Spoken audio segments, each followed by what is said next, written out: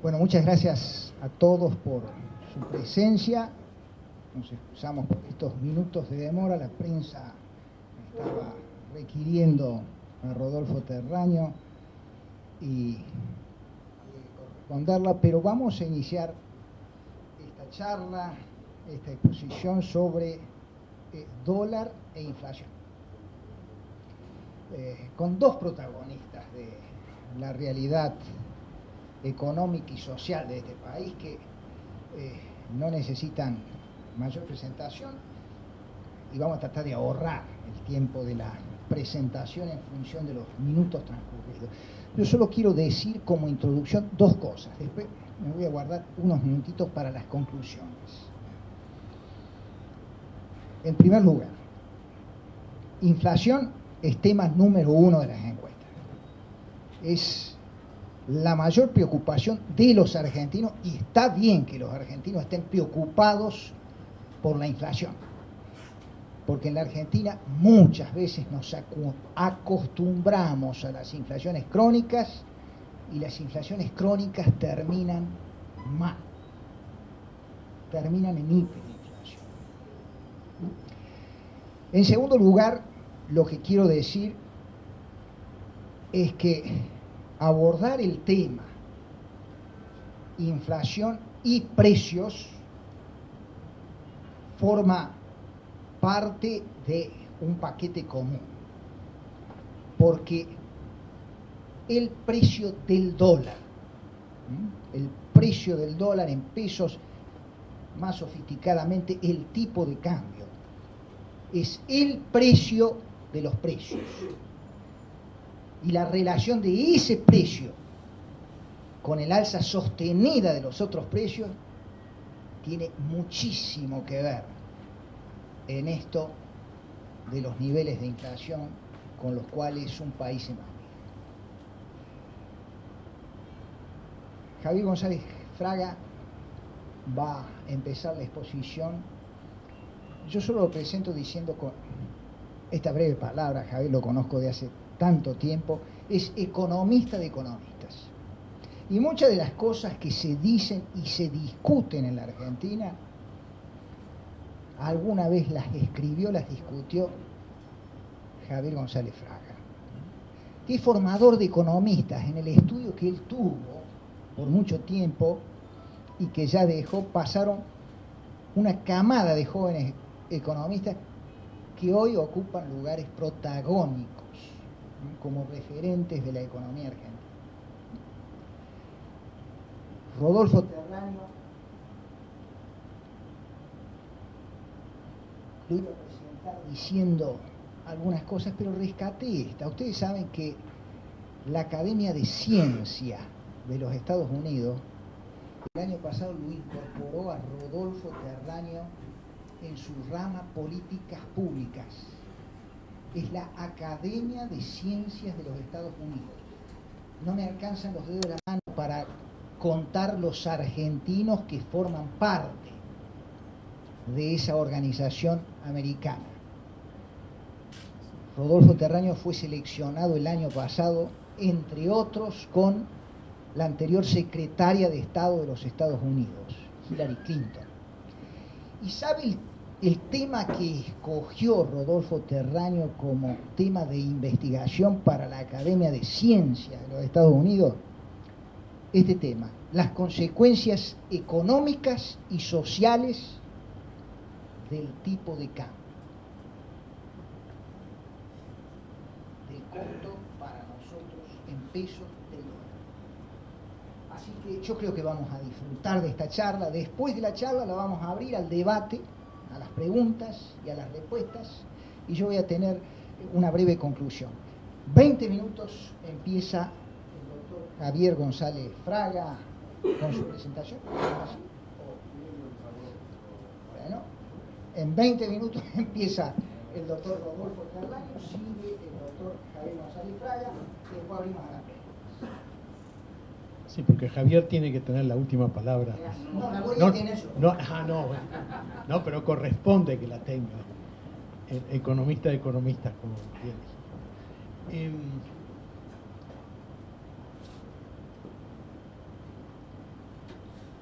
Cuando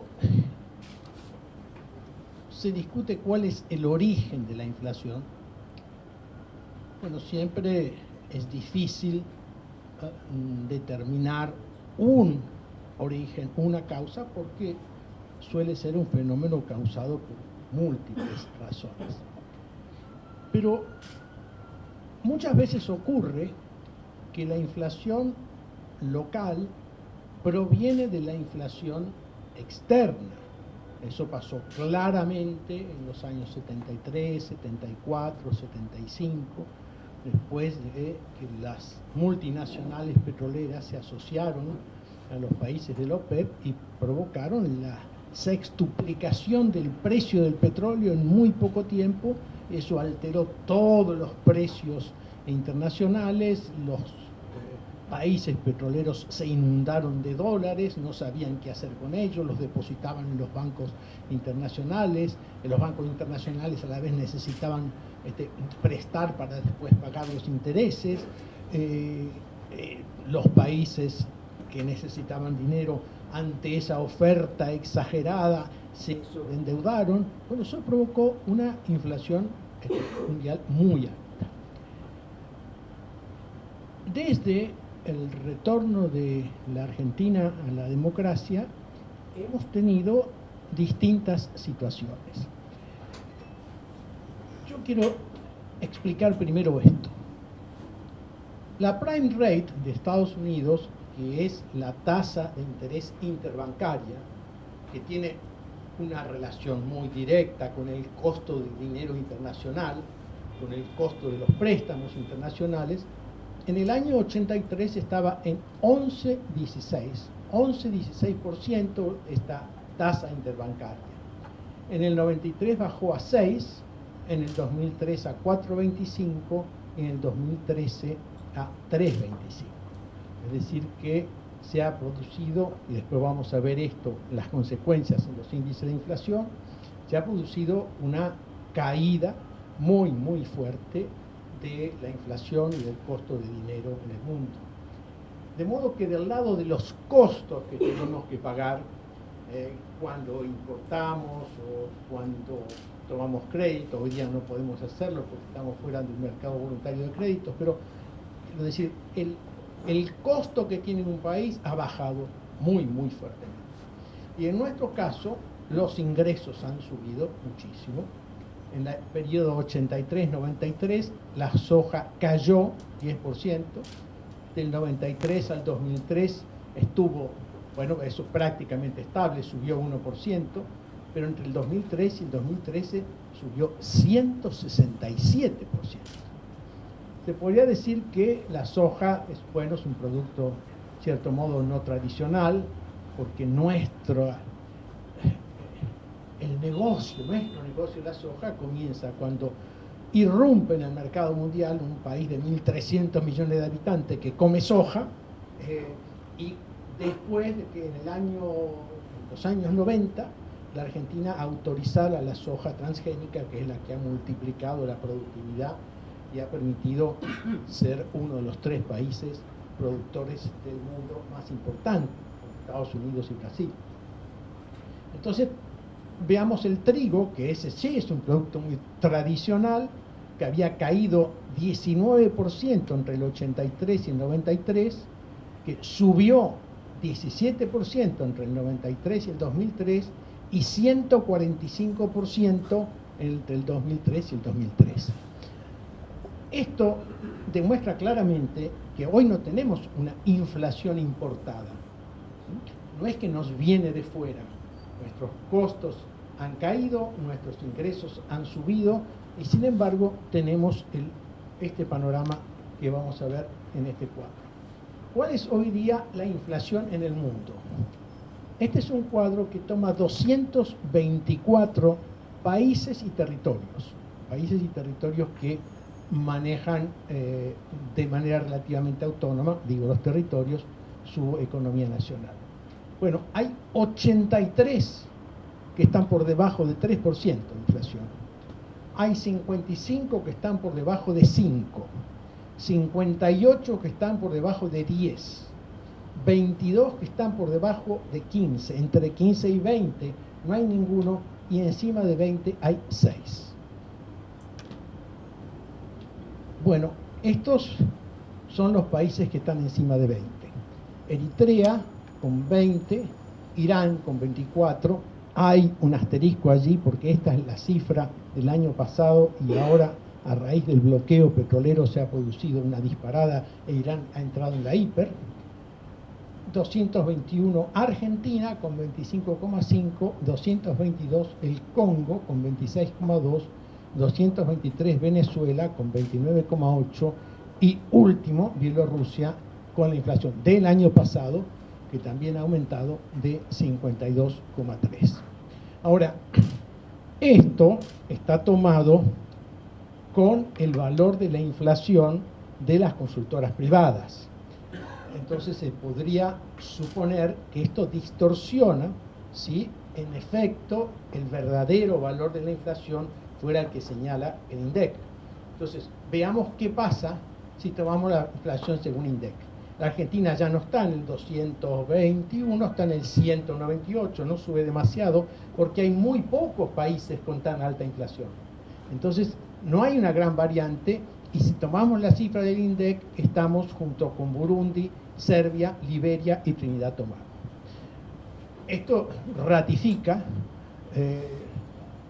si alguien quiere estos cuadros, me los puede pedir, se los mando, la próxima está en la dirección de INDEC. Entonces, no hay una inflación importada. Bueno, ¿cuáles son las otras causas de la inflación? Bueno, una a la que se va a referir Javier, que ese es lo que decía Daniel, que tiene que ver con el tipo de cambio. Porque hay un mecanismo cuando se quiere contener rápidamente la inflación que da mucho resultado de entrada, pero mucho resultado, que es abaratar el dólar, porque entonces entran productos importados a muy bajo precio, los productores locales tienen que competir y por lo tanto tienen que bajar o precios o margen de utilidad o costo, o las dos cosas, y entonces los precios bajan rápidamente. ¿Qué es lo que pasó con la convertibilidad? Ahora, eso después tiene consecuencias muy graves, porque como los costos en dólares están inflados, nos cuesta mucho exportar, como los costos en dólares de los productos importados es muy bajo, entonces se nos inunda el mercado interno, empiezan las quiebras, empieza el desempleo, la crisis de balanza comercial se traslada a la balanza fiscal, se produce el 2002, eso es lo que se produce, ¿no? Nosotros tres estuvimos entre los poquísimos economistas y políticos que señalamos que si se continuaba con el 1 a 1 íbamos a una hecatombe, contra casi todo el establishment económico, que apostaba a que se podía mantener ese tipo de cambio. Era, si uno hace una proyección, y Daniel hizo una proyección aritmética, teniendo en cuenta el nivel de divisas, la balanza comercial, la deuda, los plazos de la deuda, hizo una proyección y había concluido que la crisis se iba a producir más o menos en marzo del 2002 y se produjo en diciembre del 2001. Entonces, este es un factor muy importante que lo va a desarrollar Javier, pero están los otros dos factores, que es en verdad, porque esas son las tres causas básicas, una política antiinflacionaria tiene que prever un tipo de cambio competitivo, tiene que prever una restricción del costo fiscal, una restricción del gasto público y tiene que prever también una restricción de los medios de pago disponibles. Pero estas dos últimas cosas, que se pueden hacer de distintas maneras, se pueden hacer bien, se pueden hacer mal, Pero si uno dice reducción del gasto público y limitación de los medios de pago, eso tiene un nombre, se llama ajuste.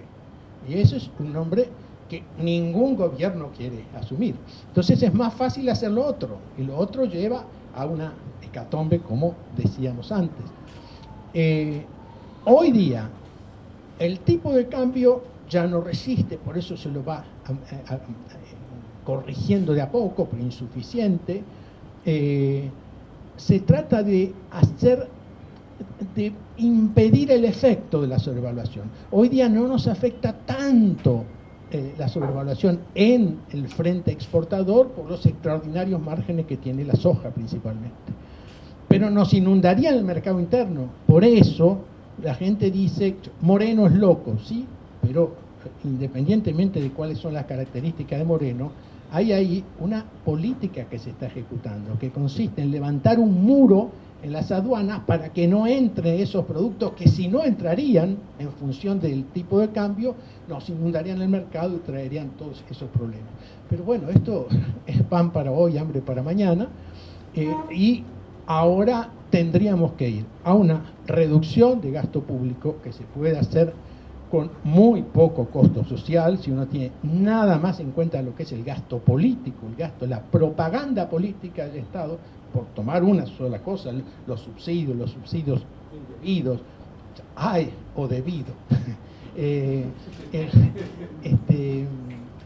Hay un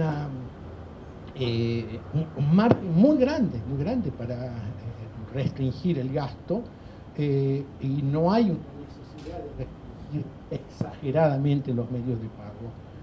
Pero este es un año electoral y este es un gobierno que no tiene tendencia a eso.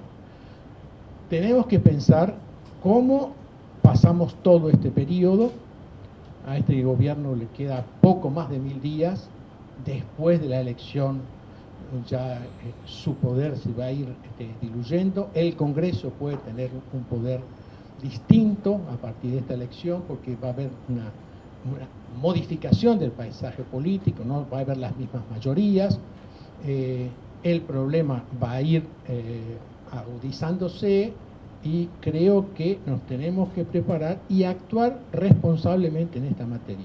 Una cosa que no se puede hacer es salir a pronosticar que la inflación se va a ir a 1000, que vamos a tener una hiperinflación, porque ahí se da la profecía autocumplida, ¿no? Si la gente cree que va a haber una hiperinflación, se cubre de eso, los sindicatos se cubren de eso, y se termina provocando la hiperinflación por esas expectativas. Por lo tanto, hay en todos quienes tenemos participación, opinión en este tema, también un ejercicio de responsabilidad que hay que hacer. Pero la situación es esta.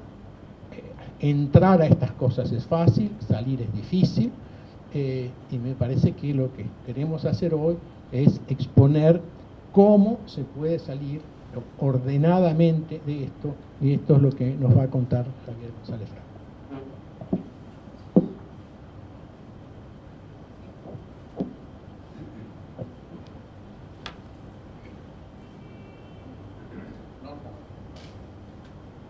Bueno, buenas tardes a todos.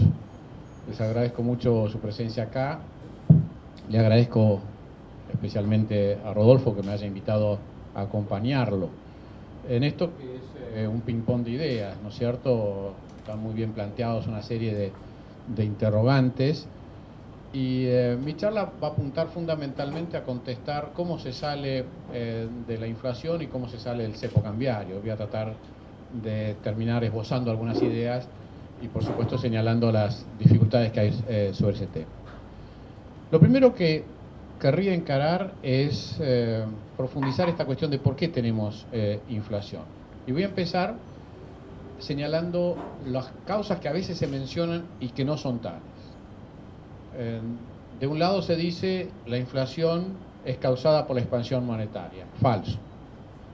La expansión monetaria convalida la inflación, pero no la causa. No siempre la expansión monetaria terminó en inflación. Vemos el año 2003, 2004, 2005. La expansión monetaria estaba arriba del 30% anual.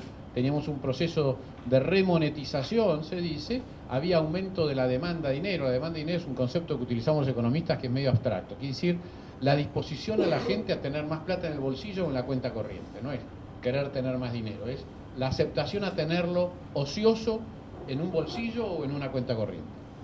Esa remonetización posibilita una expansión monetaria que no genera inflación. La inflación no pasaba del 5% en esos años que comenté.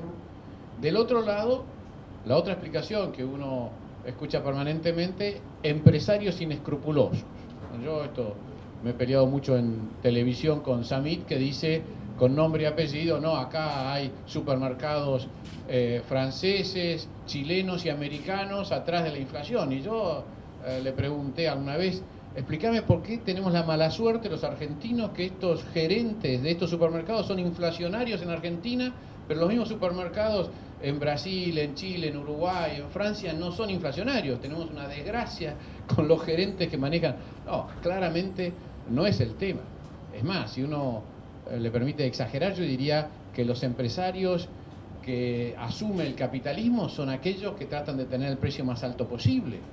Nadie está para vender a 5 lo que podría vender a 7. El tema es que hay una macroeconomía que le permite vender a 7 y eso es lo que genera la inflación. Entonces yo no estoy de acuerdo ni con la visión monetarista ni con la visión, no sé qué título ponerle, conspirativa, exactamente, gracias Daniel, de esta explicación sencilla de nuestra inflación. Yo creo que en el caso argentino, y también se da lo que dijo Rodolfo, hay muchas causas, pero en el caso argentino tenemos que mirar algo. Poneme el principal gráfico. Ese. Y vemos lo que ha pasado en estos 25 años con el gasto público. Acá tenemos el gasto público desde el año 80, o sea, ya más de 30 años, en relación al Producto Bruto. Y el cuadro, el gráfico habla por sí solo, pero es interesante mirar 2 o 3 cositas. Ahí vemos el proceso en la época de Raúl Alfonsín, cuando pasó de 20 y pico a 30 y pico, subió 10 puntos, y ahí están marcados los niveles de inflación en que terminó y de devaluación, o sea, generó un problema. Gran parte de esa expansión del gasto público se financió con emisión monetaria. Había dificultades para colocar deuda y terminó así. Después vino un proceso de alto gasto público financiado con endeudamiento y terminamos en el proceso de default. Observen lo que pasó, que está en un verde un poco más claro, con Kirchner. Él hereda un gasto público del orden del 26% y lo ha llevado a 44%. Quiero aclarar que es gasto público total, o sea, consolidado. Nación más provincias más municipios. Y sin embargo no estamos ni en la hiper ni en el default. Esto es lo curioso en este caso, que ahora lo vamos a ver. Quiero anticiparme a un tema. El gasto público en sí no es ni bueno ni malo. Hoy yo estaba almorzando con algunos embajadores europeos y me decían, bueno, en Bélgica hay mucho más de 44, en muchos países hay más. El gasto público de por sí no es malo, pero tenemos que ver si es mejor o peor que el privado. Entonces yo lo que creo es que cuando un gasto público se casi duplica, corresponde ver la calidad de ese gasto público. Entonces yo no estoy en contra del número 44, estoy en contra de una expansión tan rápida y de muy baja productividad, tanto social como económica. Entonces no es indiferente a una economía una expansión tan grande del gasto, a costa del gasto privado. Cuando crece el gasto público se reduce en términos porcentuales equivalentes el gasto privado, y eso genera una tensión en la economía. Es esta tensión que se resuelve de una manera inflacionaria. ¿Por qué? Porque se le da poder de compra sin generar simultáneamente poder de producción. Yo no estoy en contra de una política que estimule el consumo, estoy en contra de una política que estimule solo el consumo. Tiene que estimular simultáneamente la inversión, para que aumenta la demanda, pero aumenta la oferta. Porque si solo aumenta la demanda por una expansión del gasto público sin aumentar la oferta, eso no hace falta haber pasado por una clase de economía para saber que es inflacionario. Entonces yo lo que creo que este fenómeno no explica la totalidad del problema, pero explica gran parte del problema. Vamos a la segunda. ¿Cuál es la particularidad de este fenómeno? La línea que yo le he mostrado recién es la barra colorada, fuerte. Está a otra escala, pero es exactamente la misma. Viene del 20 y pico al 40 y pico. Pero la barra azul es la presión tributaria, son los impuestos.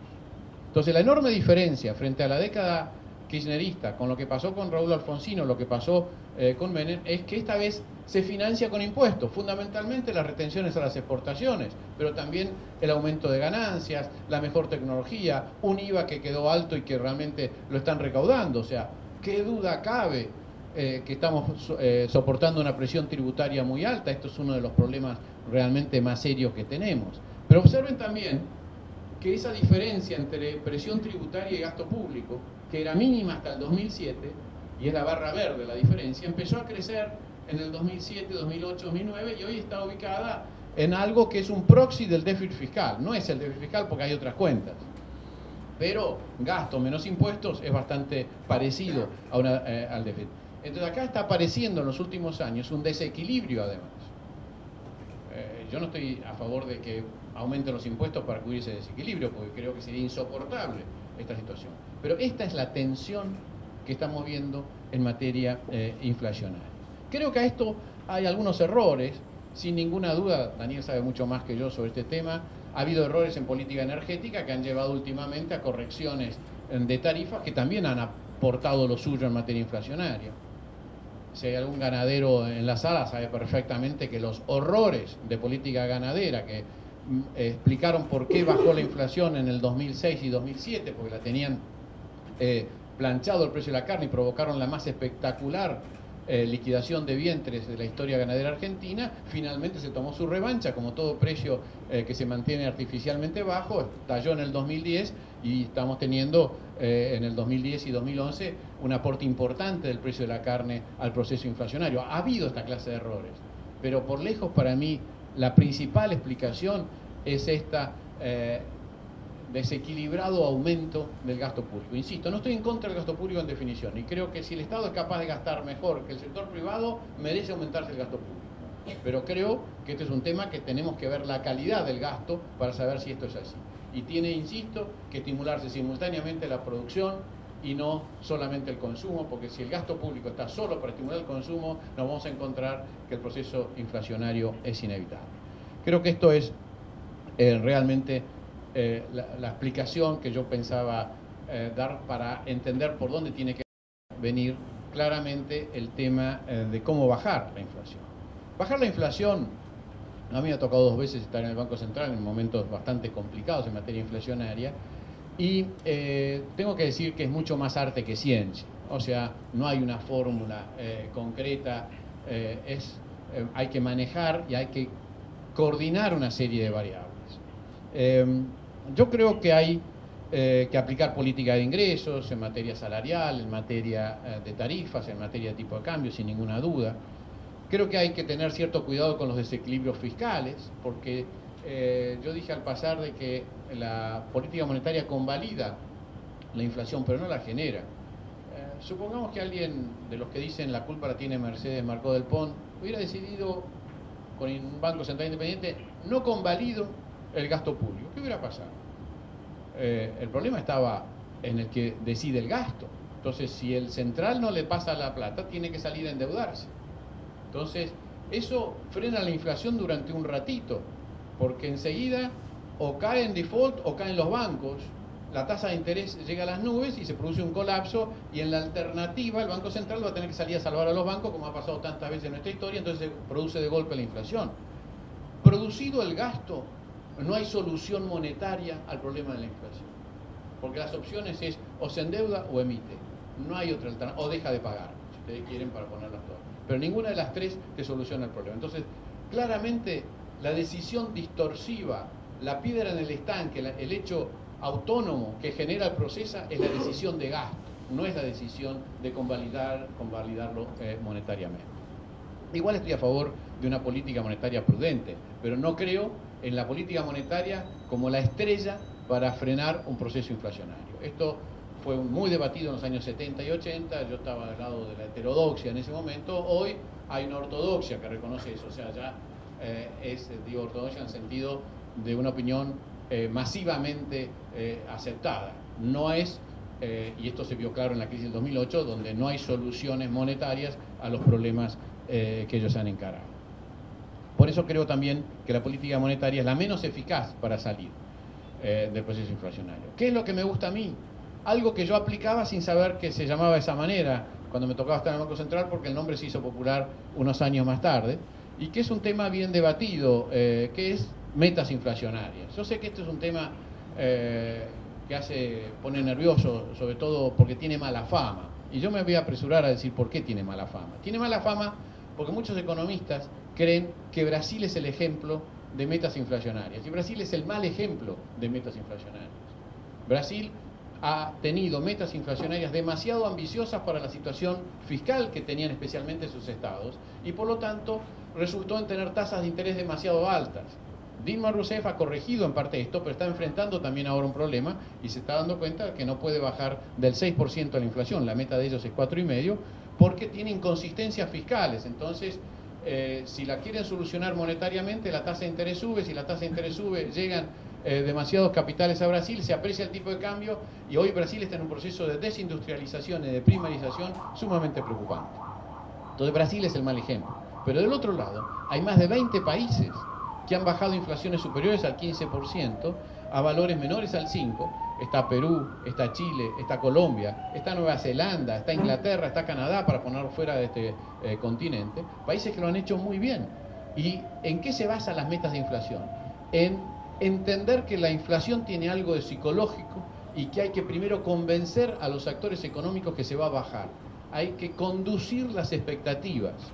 Y por lo tanto hay que juntarse con sindicalistas, juntarse con empresarios, coordinar la política monetaria, la fiscal, la cambiaria, y tiene que estar no en cabeza del Banco Central, sino en cabeza del Presidente de la República. Tiene que ser un objetivo de todo el gobierno, pero tiene que inducir confianza, se tiene que conducir las expectativas.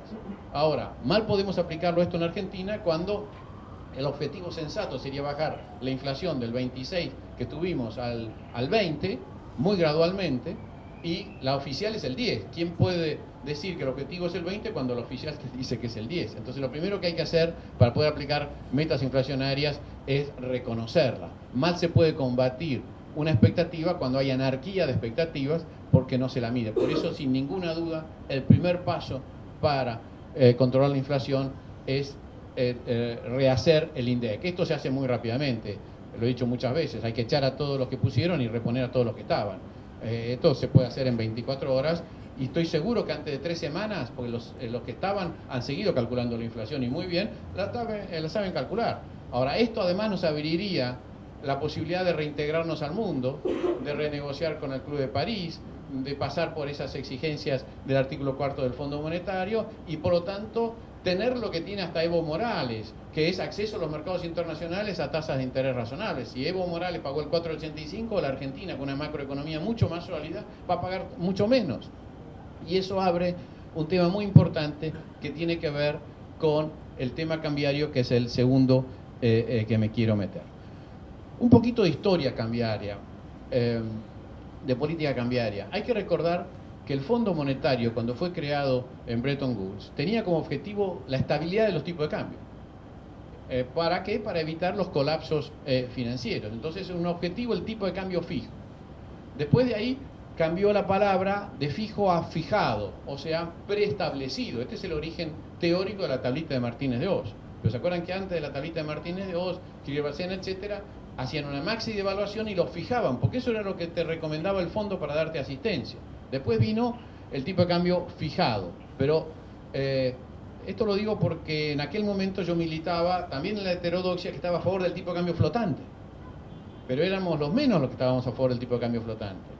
¿Por una cuestión intelectual? No, por una cuestión de intereses. A mi ámbito financiero me ha dedicado editoriales de los años 70 en adelante, criticándome la política de tipo de cambio flotante. Es más, cuando Prat Gay estaba de presidente del Banco Central, lo acusaba de seguir la política de González Fraga, decía, de la incertidumbre, porque esto le molestaba. ¿Por qué? Porque la City financiera quiere tipo de cambio fijo o fijado. Nunca me voy a olvidar de una expresión de Maniglia cuando tenía el Economic Survey, ¿te acordás ese panfletito verde?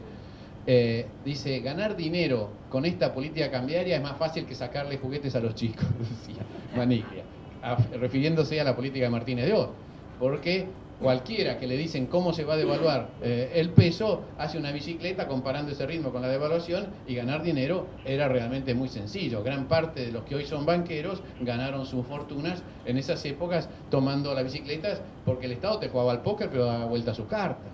Digamos, esto realmente es absurdo. Entonces, realmente militar a favor del tipo de cambio flotante con incertidumbre era estar en las antípodas de los intereses del sistema financiero, y ámbito financiero, que era su representante, nos pegaba a lo lindo. Ahora, aceptando la flotación, hay flotaciones administradas y flotaciones limpias. Limpias se pueden dar el lujo solamente los países más desarrollados que tienen un sistema financiero muy profundo. Cuando un sistema financiero está arriba del 60% del Producto Bruto, 80, 100, 150, podés tener sintonía fina de política monetaria. Cuando tenés como la Argentina un sistema financiero del 10% del producto, no podés hacer esa clase de políticas y no podés permitirte que el ingreso y salida de capitales te altere realmente las cuentas monetarias. Y por lo tanto corresponde que sea administrado, o sea, con el Banco Central actuando. Pero ¿administrado para qué?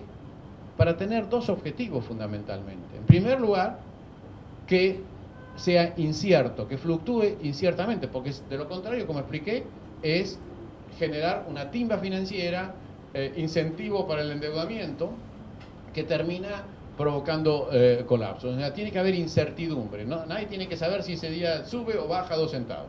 Pero ¿alrededor de qué valores? De los valores razonables que necesita la industria para ser competitiva. Lo dijo Rodolfo. O sea, necesitamos un tipo de cambio que posibilite la industrialización. Esto empezó a decirlo Raúl Previs hace 60 años atrás, y muchos otros han avanzado, toda la escuela estructuralista. Más recientemente Bresser Pereira, un exministro de Brasil, ha desarrollado muchísimo esto, pero está claro que un país no industrializado necesita crear las condiciones para que su industria sea exportadora y competitiva con las importaciones. Y por lo tanto, la fluctuación de corto plazo se permite dentro de ciertas bandas que aseguran una rentabilidad en este aspecto. Entonces, esto es un tema también central de la política del Banco Central en materia cambiaria. No es el tipo de cambio de equilibrio el que iguala la cuenta corriente, como pueden decir los países que no necesitan esta política de industrialización, los países del primer mundo. Eso es así en la teoría, pero en la práctica, nuestros países que necesitan un proceso de industrialización tienen que tener un tipo de cambio de equilibrio industrial, no de equilibrio monetario. Y esto creo que es un tema central. Pero insisto, preservando esa incertidumbre en el manejo para no facilitar las condiciones. Este repaso muy rápido de las políticas te lleva a decir que hoy tenemos un tipo de cambio que tiene mucho de la tablita de Martínez de Oz, mucho de las influencias viejas del Fondo Monetario, del que quería un tipo de cambio estable, pero además administrado con un objetivo, como lo dijo Rodolfo, que es bajar la inflación, no mejorar la industrialización. Por eso estamos en este proceso de desindustrialización, donde ya no vendemos vino en botellas, sino vendemos mosto a Chile para que en Chile lo pongan en botellas y lo exporten. Esto es un ejemplo más. O la soja que sale como aceite o como grano, pero no sale en pollos o lácteos o carnes como sale en Brasil. O sea, nosotros estamos retrocediendo en este aspecto de una manera realmente alarmante. Me meto un segundo más como para terminar en el tema cambiario. Este proceso de atraso cambiario se nota muy claramente en este gráfico. Ustedes saben que apreciación significa mayor valor del peso, o sea, menor valor en términos de dólares. Eso está, cuánto valen distintas monedas de la región en términos de dólares. La Argentina es la línea negra, y yo, a diferencia de muchos de mis colegas, no tomo diciembre de 2001 como base, porque esto es una linda comparación, pero diciembre de 2001 está muy lejos, hace 12 años que pasó. Y en 12 años puede haber habido cambios tecnológicos, cambios estructurales, pero no los ha habido en 5 años, y tomo diciembre de 2007, o sea, el momento que asume la presidenta Fernández de Kirchner en su primer mandato. Y observen lo que ha pasado. Hasta junio del 2011, la Argentina venía apreciando, pero también venía apreciando, venía apreciando Brasil, Uruguay, venía apreciando Chile, Perú, o sea, uno mira, había distintos niveles. México quizás menos que todos los demás, porque estaba muy pendiente de la crisis de Estados Unidos, del dólar, pero el resto venía en un proceso de apreciación.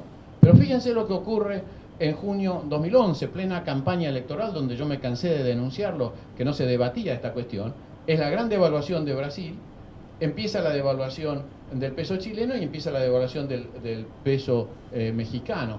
O sea, claramente, a partir de entonces, la Argentina queda sola con Uruguay en las monedas más apreciadas. Y esto es lo que está sufriendo la industria en los últimos años, porque nuestro principal mercado, el brasilero, claramente se apartó. Hoy tendríamos que estar devaluando el 42% para alcanzar, en términos reales, o sea, por encima de inflación, para alcanzar al real de Brasil, o el 36% para alcanzar al peso chileno, ¿no es cierto? O sea, el uruguayo, digamos, es el único país que está cayendo en la misma trampa que nosotros, y ya se escuchan muchas protestas en Uruguay por esta clase de políticas. Este es el proceso de eliminación de empleo privado, este es el proceso que están sufriendo las economías regionales. Mencioné la vitivinicultura, pero es también el caso de los aceites de oliva, es el caso de los lácteos, es el caso de las carnes. O sea, todos tienen en común este fenómeno de incapacidad de competir. ¿Cómo lo dicen? Hay una expresión que siempre está atrás de todas las quejas: suben los costos en dólares. Pero esto no es un problema de los costos en dólares, esto es un problema de la inflación contra la devaluación. Y esto es un tema central. Si miramos el siguiente cuadro, de acá no quiero que saquen conclusiones apresuradas. Este es el mismo cuadro anterior, este es el tipo de cambio deflactado siempre por la relación de la inflación argentina y americana y la inflación real, pero expresado en plata de enero, o sea, del mes pasado, de enero de 2013. Y acá tenemos los 5 pesos, a los cuales había llegado apenas abajo de 5, que habían sido 7.50 al comienzo de la gestión de la presidenta Fernández de Kirchner. Y ustedes ven que ese 7.50 se transformó en 5 pesos. Esta es otra manera de ver lo mismo. Y es interesante porque el mercado llamado blue, paralelo, etcétera, hoy está arriba de los 7.50, pero a fin de enero estaba en los 7.50. Quiere decir que esta devaluación del blue no ha hecho otra cosa que ponernos a nivel de lo que tenía entonces. Un minuto más para ver cómo salir de esto. Yo creo que de esto no se sale solamente con una mega devaluación. No desconozco que esto termina en algún momento con una mega devaluación, pero no empieza la solución por eso, porque tener un cambio brusco del tipo de cambio en ausencia de una política antiinflacionaria es un pasaporte a un Rodrigazo. Muchos de ustedes no se acordarán de esto, pero si recuerdan lo que fue el 75, claramente fue una corrección bien pensada en su momento del tipo de cambio y las tarifas, pero que se habían olvidado de corregir las expectativas inflacionarias y los salarios, y por lo tanto no duró nada más que unas semanas. Inmediatamente hubo que corregir de vuelta. Entonces yo creo que de nuevo acá el gran tema es salir con una política antiinflacionaria, ajustando muy gradualmente. Yo creo que hay una alternativa para que la Argentina pueda salir, seguramente, como dice Rodolfo, dentro de 1000 días. No veo a este gobierno tomando estas decisiones, pero sí creo que el futuro gobierno va a tener un enorme desafío, que es el siguiente: ¿cómo salir de estas distorsiones sin generar una nueva oleada de pobreza? Porque creo que la Argentina, social y políticamente, no está ni preparada, ni esté bien que tengamos una política que genere una nueva oleada de pobreza, que sería la solución del mercado: corregir el tipo de cambio, producir una deflación, un golpe inflacionario con deflación de los salarios, y que eso regenere como en el 2001-2002. Yo no estoy seguro que nuestro tramado político y social aguante un segundo escándalo de ese tipo en un periodo tan corto de tiempo. Por lo tanto, creo que hay que trabajar en la alternativa. Y la alternativa transita por apalancarse, y de nuevo esto tampoco es muy bueno decirlo políticamente, hasta me ha redrado por televisión el otro día por decirlo en un programa que compartíamos con él hace un mes, apalancarse en el único dato que es positivo de la coyuntura actual, quizás por equivocaciones del propio gobierno, que es el nivel de endeudamiento. Hoy, la deuda externa exigible. Exigible yo llamo no la que tenemos con el Club de París o con el Fondo Monetario o con el Banco Mundial, con el fondo no tenemos nada con el Banco Mundial, sino la deuda con instituciones privadas o con privados. Va a terminar este año en el terminó en el 2012 en el 7% del producto. O sea, bajísimo. Internacionalmente se considera alto cuando está cerca del 100, por supuesto muchos países europeos tienen más de 100. Entre 50 y 80 se considera razonable. Chile tiene 33, para darles una idea. Brasil tiene bastante más. Nosotros tenemos 8 o 7, dependiendo un poco cómo la tomemos.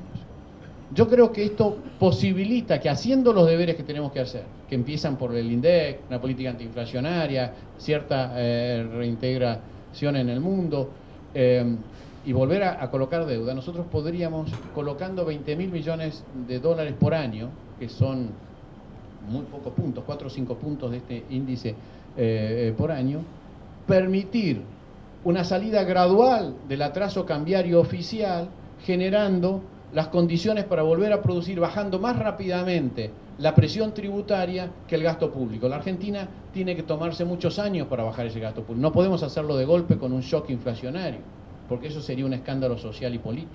Entonces yo creo que por acá es donde hay que explorar para ver si no podemos conducir un ajuste gradual, tomándonos a lo mejor 10 años para volver a la situación de equilibrio, pero bancando esos desfasajes, recurriendo a un endeudamiento que va a seguir siendo bajo aunque llegue al 20-25% de deuda sobre el producto. Y recorrer ese camino como una alternativa de conducir el proceso de una manera, insisto, de no generar una nueva oleada de pobreza, pues yo creo que acá ya no podemos permitir que las decisiones económicas las tomen los lobbies financieros y mucho menos las presiones internacionales, si no tenemos que realmente conducir la macroeconomía con el objetivo de preservar la estabilidad social de nuestro pueblo.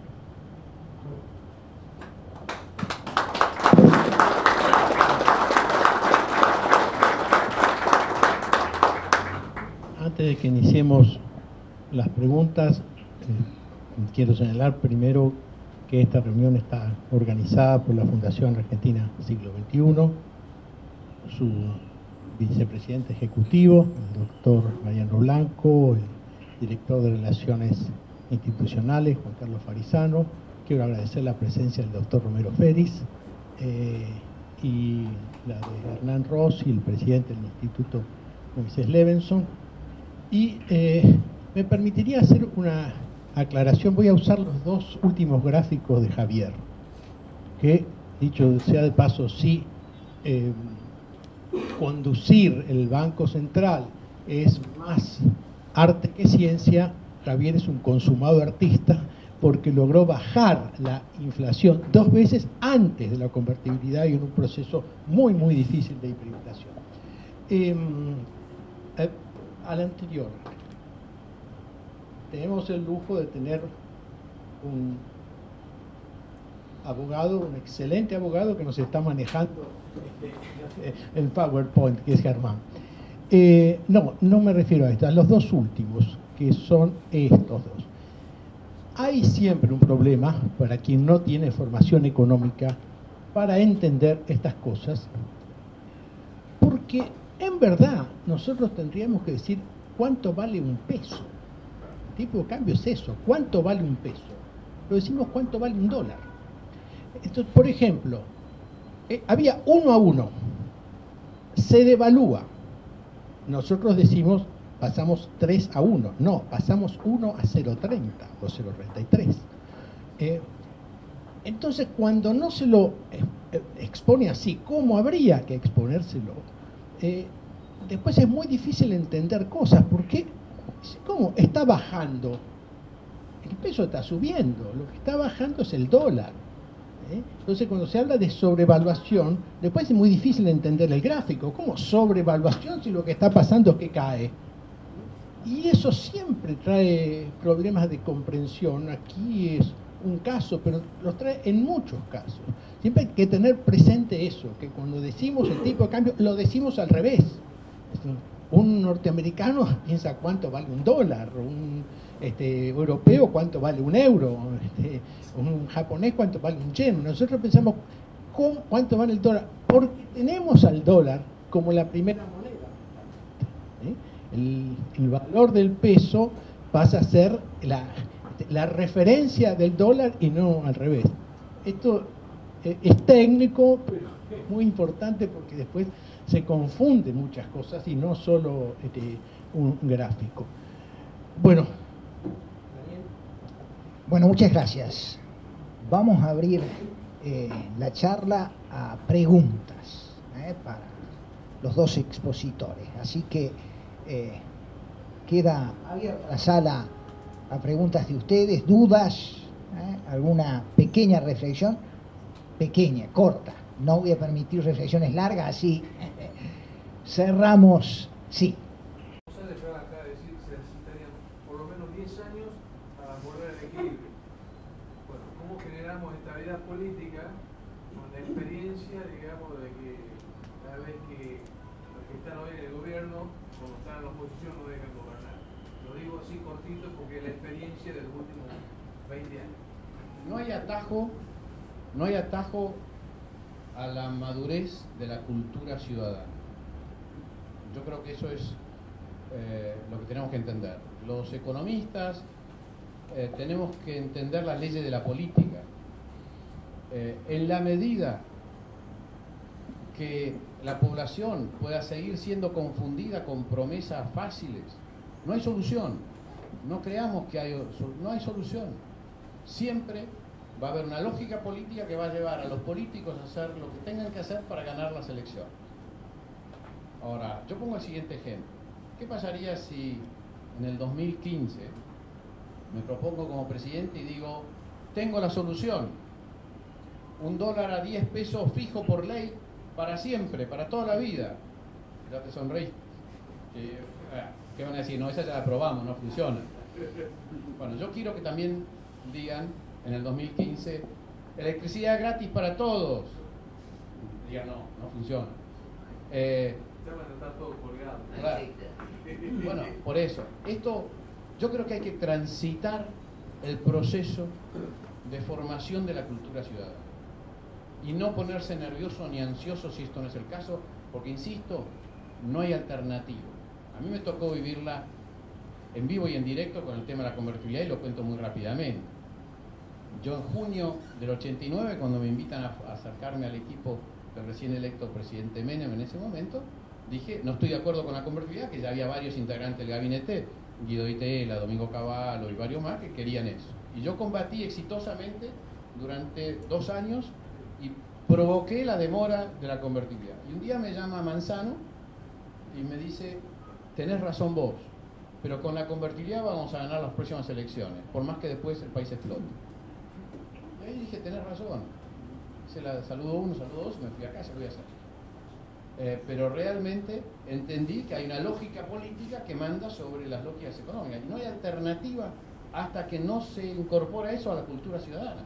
Entonces yo creo que si no hemos aprendido en estos años, y estoy seguro que vamos a terminar aprendiendo, lo que pasa cuando solamente se estimula el consumo, cuando se crean planes, subsidios y todo eso, y nos olvidamos de generar riqueza, yo creo que esto va a ser la gran incorporación al acervo ciudadano, a la sabiduría ciudadana en estos años. Y no van a comprar de vuelta una política que simplemente te lleve a un nuevo fracaso. En el caso de la electricidad, de los servicios, todo eso ya lo tenemos claro. Entonces yo creo que eso es a lo que apuesto. Y creo que esa es a lo que han logrado otros países que tienen un mejor nivel de decisión política. Y no hay alternativa a esto. Me gustaría una reflexión breve de Rodolfo sobre este tema también.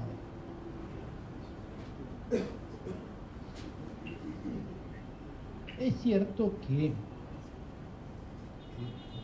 como decía Borges, despreciándolo, el político es aquel que halaga a la gente, le parecía una cosa obscena halagar a la gente. Y se trata muchas veces de eso, pero así como la gente rechazaría la convertibilidad 1 a 10, así como rechazaría la energía gratuita porque sabe que cuando se le miente y sabe por experiencia cuando las cosas han ido mal. Del lado de la política también se está produciendo una transformación, porque los políticos también están aprendiendo qué les pasa cuando mienten, qué les pasa cuando engañan, cómo terminan. Y como además hay una experiencia colectiva muy importante, la gente siente que siempre volvemos a caer en lo mismo, que los remedios que se emplean los adecuados. Yo creo que esa conciencia colectiva, ese cambio cultural, tal vez pueda ocurrir en menos de 10 años. Es difícil predecirlo, los cambios culturales nunca son instantáneos, pero me parece que hay muchas cosas que se han aprendido y se han aprendido rápido y dolorosamente. Para los políticos, el que se vayan todos fue muy importante. El rechazo de la política, el sentirse rechazado para un político ha tenido un impacto. No todo el que querríamos, pero me parece que están dadas las condiciones del lado de los votantes y del lado de los que se ofrecen o halagan. Hay una experiencia que puede ayudar a acortar ese periodo de cambio, y por supuesto tenemos que hacer todo lo posible para acortarlo, empezando por esto, empezando por decirle a la gente cuáles son los verdaderos problemas. Me parece que va a llegar un momento en que la honestidad va a pagar más, inclusive electoralmente, que la mentira. ¿Voy a hablar fuerte? No, está bien, creo que me puede escuchar. ¿Qué grado de eficacia tienen estos famosos controles de precios que ahora se reavivaron nuevamente? ¿Cuán nocivos son para la industrialización de la que hablaban ambos de la economía? Porque uno dice, bueno, hay que crear expectativas en los actores económicos, pero digo, Moreno dice A, el supermercado hace nada. No hay ni la más mínima queja ni oposición a eso.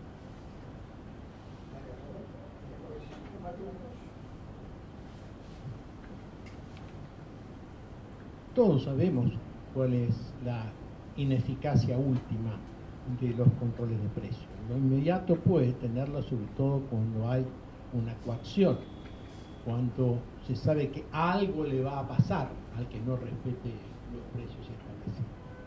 Pero, por supuesto, hay una distorsión porque el precio precisamente se fija para evitar que sea el que realmente debería ser en función de cuál es la demanda y cuál es la oferta. Entonces, cuando uno impone algo que contradice la realidad, finalmente va a terminar mal.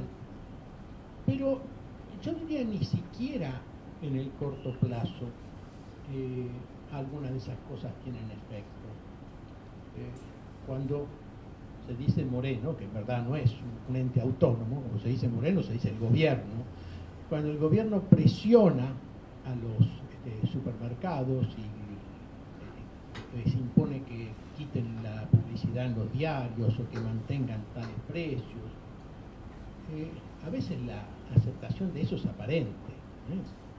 Entonces congelan unos precios y aumentan otros para que el ingreso el overall, el ingreso completo que tienen no varíe.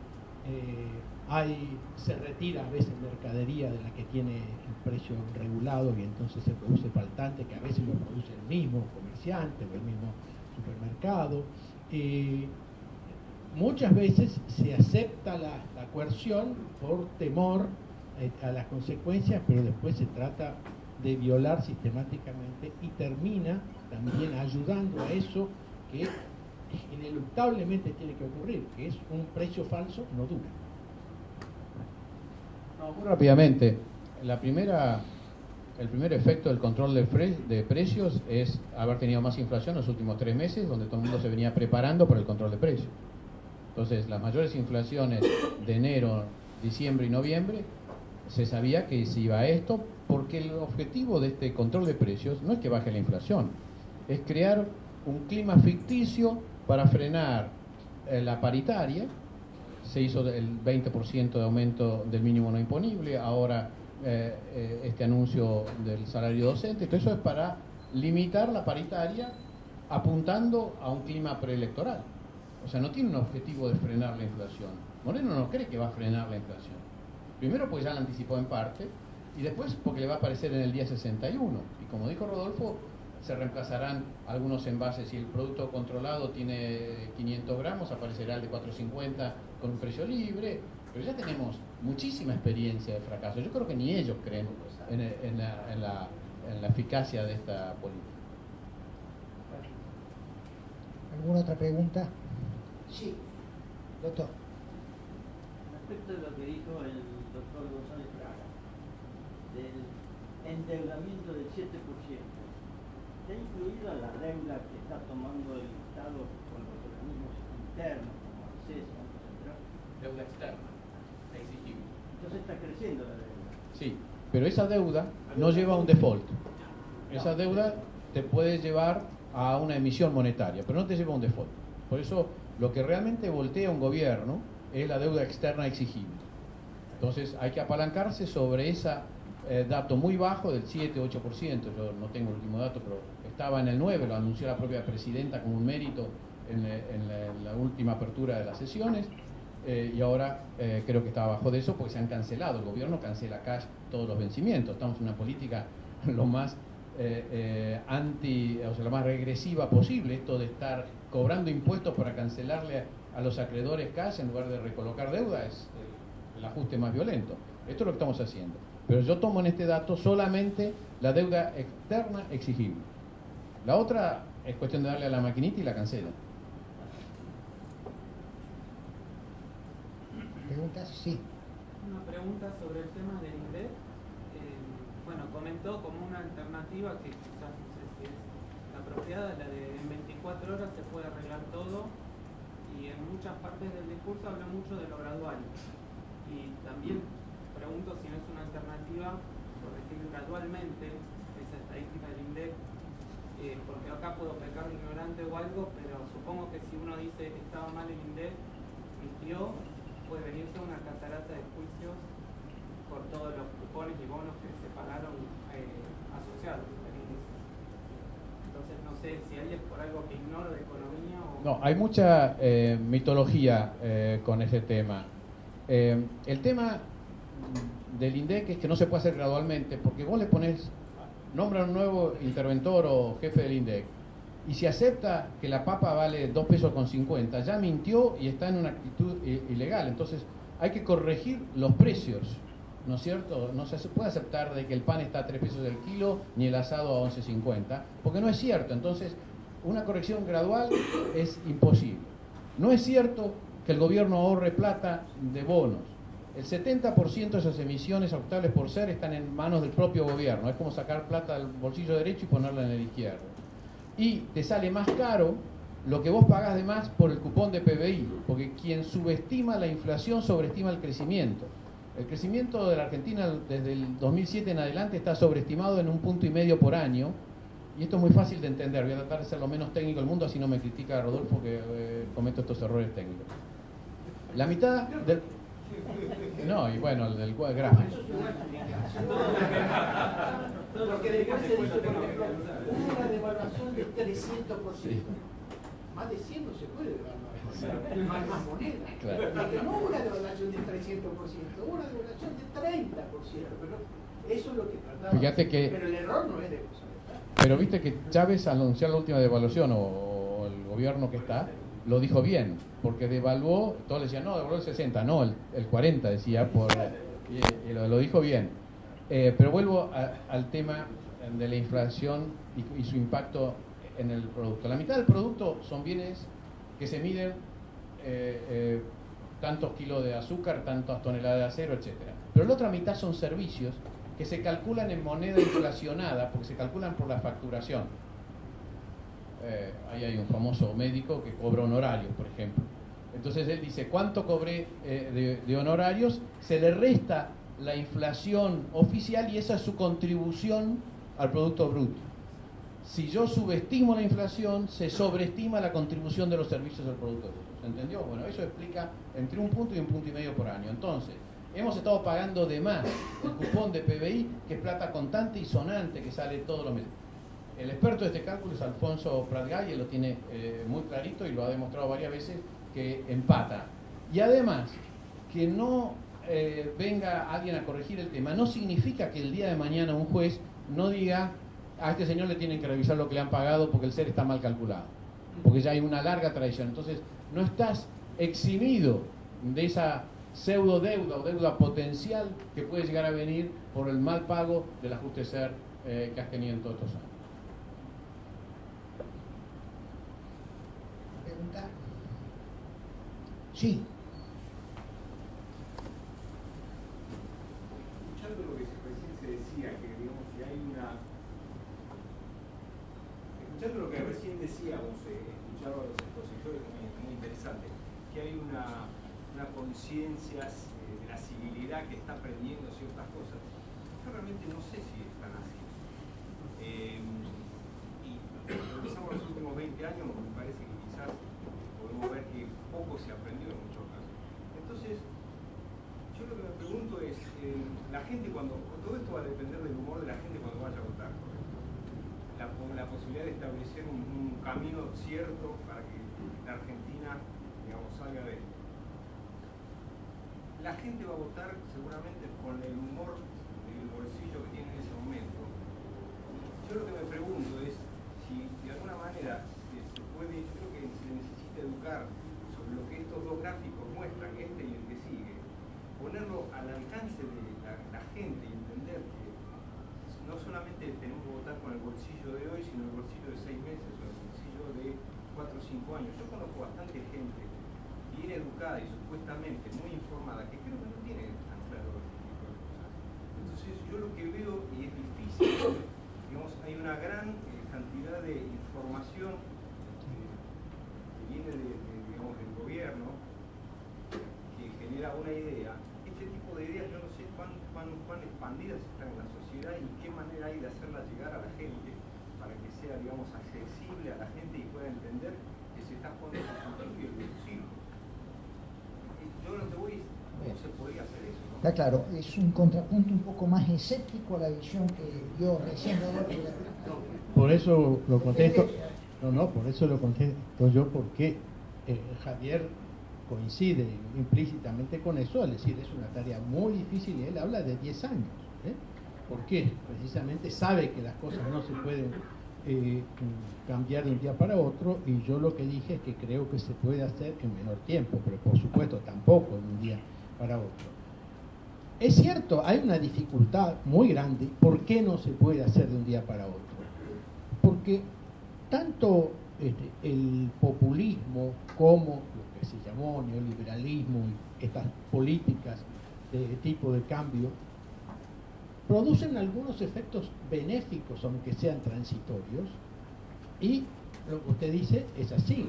La gente tiene un humor variable y entonces el gobierno trata de que el humor en el momento del voto sea el más propicio. ¿Y qué ocurre? Cuando se adoptan políticas populistas, bueno, se otorgan subsidios, se establecen beneficios que no tienen como contrapartida aportes en trabajos, se hace un gasto público para estimular tal vez artificialmente el consumo. Entonces eso crea una sensación en sectores muy amplios de la sociedad de que se ha avanzado mucho, de que se está en el buen camino, y que hay que darle al gobierno de turno la posibilidad de continuar. Y estas otras políticas tienen un efecto también engañoso en las clases medias, en las clases medias urbanas, que son las que forman opinión pública nacional, entre otras cosas porque todo el periodismo pertenece a la clase media urbana. Cuando hay una sobrevaluación del peso, así como decimos, bueno, se dificultan las exportaciones, se facilitan las importaciones, eso tiene un efecto a largo plazo, etcétera, etcétera. En lo inmediato, esa clase media urbana que siente que veranear en las Seychelles es más barato que veranear en Pinamar, o que comprar un whisky escocés es más barato que comprar un llamado whisky argentino. Es decir, esa idea, que en algún momento se llamó de primer mundo, es decir, que hay un gran avance, que hay un gran salto, que se abre el exterior para uno, que se viaja, eso también tiene un efecto muy deformante en otro sector de la sociedad, pero en uno caso y en el otro se produce ese engaño que explica muchas veces los resultados de las elecciones en Argentina, donde casi no hay presidente que no haya sacado 50% en algún momento, al principio, en el medio o al final. Y eso es parte de la dificultad, y por eso decíamos que no solo tiene que haber una educación civil, sino tiene que haber un cambio político. Ahora, usted puede decir, bueno, en función de los antecedentes yo creo que eso no va a ocurrir. Si yo pensara que no va a ocurrir, que no se puede hacer que ocurra, bueno, realmente estaría desesperado. ¿Qué hacemos? ¿Cuál es la función, por ejemplo, de un político? ¿Cuál es la función de un economista? ¿Cuál es la función de un funcionario? No se puede hacer nada. Entonces, no es voluntarismo, pero bueno, ahí veía una cosa que decía ingenieros, hoy día muy poco citado, que es que lo bueno posible se consigue buscando lo imposible mejor. Y uno tiene que tener un objetivo de largo plazo o de mediano plazo, y creo que uno de esos objetivos tiene que ser cambiar esa cultura civil de la que hablaba Javier. Cierto que va a ser muy difícil, entonces será 10 años, serán 8, pero no se va a medir en meses. Dos ejemplos muy, a lo mejor, irrelevantes, pero que me ha tocado estar cerca. Yo, además de político y economista, soy tambero. Y los tamberos hoy cobramos 35 centavos de dólar el litro. Cualquier tambero sabe que en Uruguay cobran 32, que en Brasil cobran 28, que en Alemania se quejan porque cobran 33, pero están tirando los... O sea, la verdad que el problema no es el número 35, el problema es 35 multiplicado por 5 pesos el dólar, y esto lo saben los tamberos y lo tienen muy claro. Entonces ya hay cosas que la gente, aunque no haya pasado, no sean expertos, empiezan a entender esto, lo ven de otra manera, no entienden, como dice Rodolfo, telegráfico, pero saben que el dólar está atrasado y que el real es el que le dicen que vale 7 pesos y pico, entonces hacen la cuenta 7. El segundo ejemplo es que también me ha tocado estar cerca. Hace algunos años gran parte de la sociedad valoraba tener electricidad casi gratis. Andá a decirle cuál es la ventaja de tener electricidad casi gratis a los que están teniendo cortes permanentemente. Ya no te hablan del precio, te hablan del acceso a la electricidad. Entonces, esa persona que está sufriendo los cortes permanentemente, ya el tema del precio es cada vez menos importante, quiere pagarla y tenerla. Entonces, yo creo que son dos ejemplos irrelevantes, pero de las cosas que van cambiando una mentalidad y cómo se puede predisponer. El tema de las pymes es otro. Las pymes no la pasaron bien en el 2012. Venían pasando bastante bien, pero ahora se les está complicando. Ya no tienen acceso fácil al crédito, ya no venden tan fácil como antes, están teniendo costos laborales cada vez mayores, la rentabilidad ha caído muchísimo. Las economías regionales, hay muchos sectores que le están sufriendo, están aprendiendo lo que está pasando en carne propia. Entonces yo no creo que sea tan difícil de terminar de entender esto. Quedan todavía 2 años de aprendizaje, o 2 años, 1000 días, ¿no? Pero en defensa de lo que él dice, es cierto que cuando las cosas empiezan a andar mal, el humor de la gente cae y el apoyo al gobierno de turno también baja. Pero es cierto también que siempre viene alguien que droga la economía y entonces produce un efecto que hace subir el humor, y entonces en el momento de la votación quien drogó tiene un beneficio. Pues me parece que esa es la razón del escepticismo, y lo que estamos diciendo nosotros no es desconocer eso, sino decir, bueno, como por ejemplo utilizamos estas situaciones que mencionaba Javier para explicar algo que en otro momento no se podría entender, y qué es lo hay también una tarea docente en el dirigente, porque si no, efectivamente sería solamente un encuestador que va diciendo lo que la mayoría circunstancial dice. Que hay muchos que hacen eso, sí, claro, pero esa es la batalla que tendremos que librar. ¿Puedo cerrar esto? Sí, sí. No, yo realmente tengo una visión negativa, pero lo que quiero decir, nosotros estamos todos convencidos acá de que hay una solución que quizás no va por los carriles que generalmente estamos viendo. Y lo que hay que tratar de lograr, me parece, y no sé cómo, esta es una manera, es hacer llegar a más gente este mensaje. Yo mismo, hablando con mis amigos hace 2 o 3 años, les preguntaba, ¿cuánto pagas vos de electricidad? ¿Cuánto pagas vos de gas? Entonces, no sabes, porque lo pagas demasiado barato. Entonces, la idea es que no empecemos a patronear con todo. Cayó ahora. A eso iba. ¿Cómo se puede hacer para llevar ese mensaje a la sociedad? Aparte, el relato ha trabajado sobre las sensaciones y se puede un tiempo dibujar la sensación de inflación, un tiempo se puede hablar de sensación de inseguridad. Yo digo que es muy difícil hablar de sensación de oscuridad cuando se cortan las luces. Eso no va. Bueno, ¿alguna otra pregunta? Sí. Estoy hablando que hay un crecimiento de los costos internos de las empresas que va afectando tanto el dólar como pesos, van afectando, lo está el presidente y obviamente estamos viendo que las pymes están empezando a sentir eso, ya lo vienen sintiendo, cada vez lo van sintiendo más, por lo cual todos estamos enterados que hay una cantidad de pymes que están reduciendo su personal, cantidades importantes, o algunas hasta cerrando, empezando a cerrar ya. Con lo cual hay un desempleo que no lo va a poder, probablemente por todo lo que estuvimos viendo, absorber el empleo público, porque parecería ser que llegó un tope el empleo público. La pregunta es, ¿cuánto creen que va a crecer ese índice de desempleo? Y en estos 1000 días que faltan, ¿qué distorsión puede crear? Porque es un factor social importante y de peso. Tomo la pregunta para que vayamos cerrando, porque hemos corrido el tiempo, así que queremos ir yendo a las conclusiones. Quedan 1000 días que creo que son complicados, porque el gobierno ha reducido sus márgenes para corregir los errores que viene cometiendo y para resolver este tema de fondo de la inflación que le viene abaratando el dólar. Este abaratamiento del dólar está produciendo ahora todas las consecuencias adversas que tiene el proceso inflacionario cuando se hace crónico. Viene la inflación con recesión, es decir, aquello que denominamos estanflación.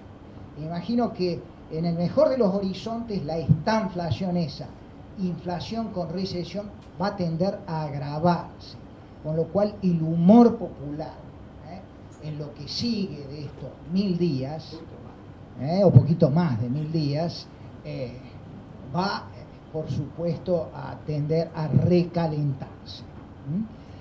Pero entonces, cerrando y tomando algunas de las ideas que se han dado para que ustedes sean transmisores a otros, las revean, las rediscutan,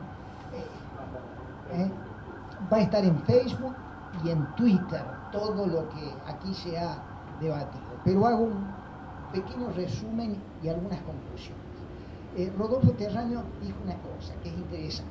El problema de la inflación, señores, es un problema nuestro, argentino. Estamos en los top 5 del mundo. No es que estemos importando inflación, como algunos tratan de decir. Es un problema argentino. La segunda idea que él dijo, cuidado, y se preocupó muy especialmente de subrayarlo, con usar la política cambiaria como históricamente se lo ha hecho para tratar de anclar la inflación. Sirve un tiempito, abaratamos el dólar, castigamos la exportación, promovemos la importación, terminamos choqueando la balanza de pagos en el país. Javier González Fraga se concentró en las causas de la inflación, y dijo, causas monetarias, no, la inflación monetaria convalida en realidad otros problemas de fondo. Formadores de precios, especulación, mire, formadores de precios, mercados especulativos van a existir, tampoco ahí está la causa. Y apuntó a una causa importante, fundamental, el desequilibrio de las cuentas públicas. Ese desequilibrio de las cuentas públicas en la Argentina nos ha traído muchos trastornos, muchos dolores de cabeza, ha generado inflación. Y yo diría, le agregaría otra causa, Javier, que a lo mejor se da o se da combinada, el desequilibrio de las cuentas externas. Yo puedo tener ordenadas las cuentas públicas, pero si entro a vivir muchos años por encima de mis posibilidades, déficit de cuenta corriente crónico, financiados desde el exterior, me endeudo, esos dólares entran, algunos acá pasan por los bancos hacen préstamos en dólares, toman depósitos en dólares, llega una salida de capitales, entonces se viene el castillo de naipes abajo, y tenemos que corregir el tipo de cambio. Corregir el tipo de cambio también hay devaluación. Entonces termino con esto. El profesor cordobés mío, cuando daba las clases en los 70 u 80 sobre inflación, miren cómo definía la inflación, y para mí me es muy gráfico para tener en cuenta causas y efectos de la inflación, causas y síntomas de la enfermedad. Él decía, la inflación es un fenómeno producido por desequilibrios de naturaleza macroeconómica que se traduce en un alza sostenida en el nivel general de precios. Y le decía a los alumnos siempre, muchachos, el alza sostenida en el nivel general de precios, acá hay médicos, son los síntomas de la enfermedad. Las causas de la enfermedad son los desequilibrios macroeconómicos de las cuentas públicas o de las cuentas externas.